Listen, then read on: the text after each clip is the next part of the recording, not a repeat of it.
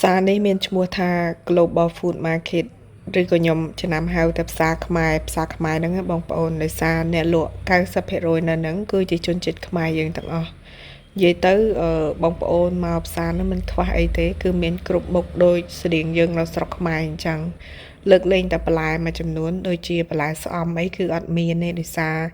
នៅក្នុងរដ្ឋ Queensland នេះមិនដឹងមិនទេបងប្អូនគឺគេហាមមិនឲ្យយើងដាំស្អំដាច់ខាតហ្មងណាបើគេដឹងគេចាប់បានគឺគេផាកយើងហើយគេឲ្យយើងគោះចោលហើយខ្ញុំខានមក3ខែបងប្អូនអើយចាទៅថ្ងៃនឹងឯងបានមកផ្សារនឹងលេងម្ដងដោយសារខ្ញុំមានភារកិច្ចត្រូវទៅទិញដំណាំតាមផ្ទះគេដល់ពេលអញ្ចឹងក៏ឆ្លៀតចូលផ្សារតិចទៅហើយបន្ទាប់ពីចេញពីផ្សារមកដើរតាមផ្លូវនឹងក៏ឃើញសត្វព្រាបទុំលើខ្សែភ្លើងនេះគឺខ្ញុំមកដល់កន្លែងដែលខ្ញុំមកទិញ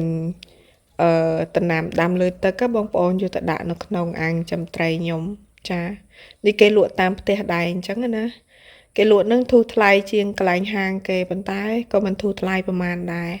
ហើយនេះគឺជារបស់ដែលខ្ញុំទិញពីផ្សារមកបានថ្ងៃហ្នឹងគឺមានតែប៉ុណ្្នឹងឯងគឺសិតតែផ្លែឈើទាំងអស់អត់មានបន្លែទេទិញតែផ្លែឈើ